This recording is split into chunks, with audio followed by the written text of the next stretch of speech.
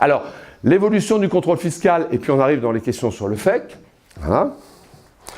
Donc, on a connu, depuis 2014, la production du FEC lors du démarrage, premier rendez-vous, d'un contrôle fiscal. S'il est d'ailleurs au premier rendez-vous, je ne sais pas les remettre, ça reporte d'autant le contrôle fiscal, puisque le contrôle fiscal démarrera officiellement le jour où je remets mes FEC. Ensuite, deuxième étape, on nous a dit en 2017, examen de comptabilité à distance. Allez, pour ne pas vous déranger, pour ne pas être trop intrusif, d'accord, on ne va plus venir chez vous.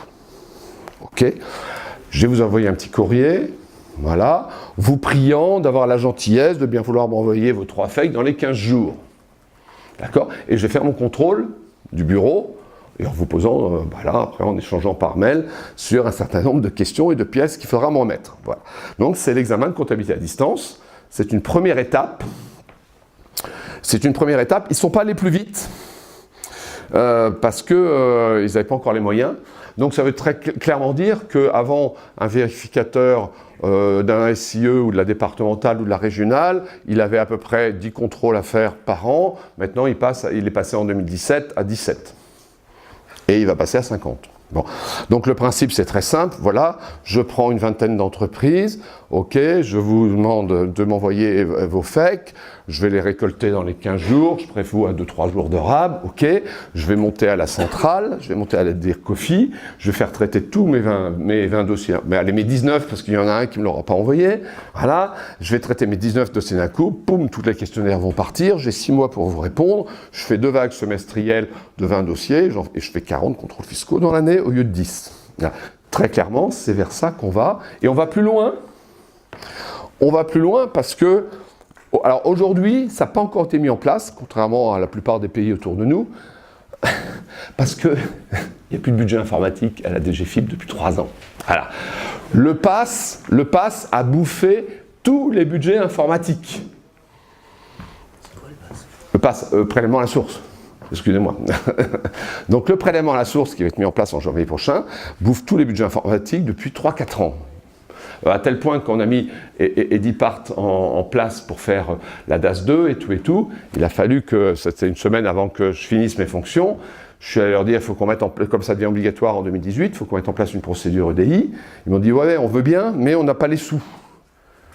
Et donc j'ai proposé, ça a été confirmé par mes successeurs, j'ai donc proposé que ce soit la profession qui mette en place le serveur. Donc on arrive à la DGFiP, on est chez Je Déclare. Donc on leur a mis en place les machines. Voilà. Bon, c'est tout. On l'a déjà fait pour le RSI, pour le EDI, DSI. Donc on avait un peu l'expérience, on leur a rapporté, ils ont été preneurs. Ils nous ont dit, ouais, parce que nous on veut bien que vous le mettiez en œuvre, mais on n'a pas le sou pour le faire. Bon, voilà. Donc du coup, il y avait un autre truc qui devait mettre en œuvre, plus important, pour eux, pas forcément pour nous.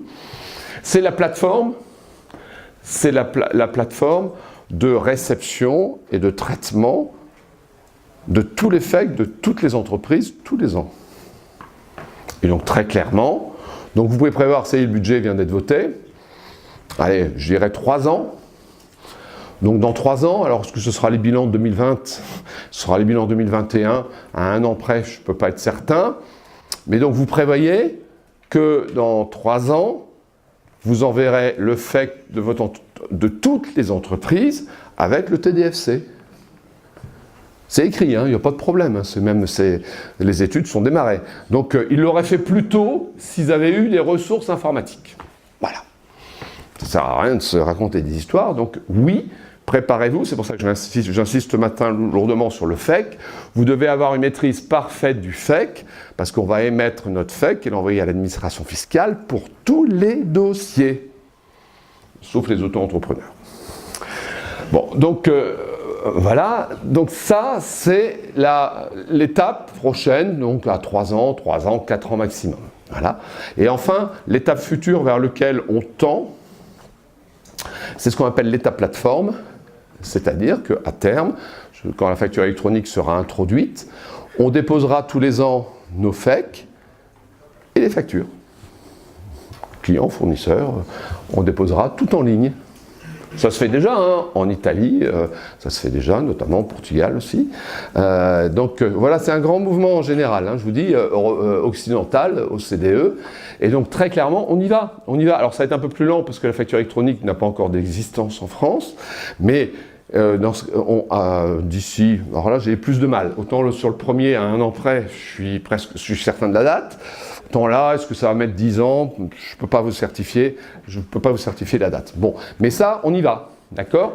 D'ailleurs, c'est en quoi, moi à l'époque, j'avais dit, quand on évoquait ces questions-là, j'avais dit à Laurent Martel, le directeur des entreprises, je lui avais dit, écoutez, l'État nous dit, le principe est ta plateforme, dites-le nous une seule fois, une fois que vous m'avez donné l'information, on ne peut pas vous la demander une deuxième fois. Je lui dis donc à ce moment-là, je ne fais plus de liasse fiscale. Le CERFA n'existe plus, puisque vous avez toute l'information unitaire. Alors là, je l'ai vu un peu pâlir. Une administration sans CERFA. Or, je ne sais pas si en disant ça, je fais exploser un socle de 150, 200, 300 ans, je ne sais pas, je n'ai jamais fait d'histoire de l'administration fiscale.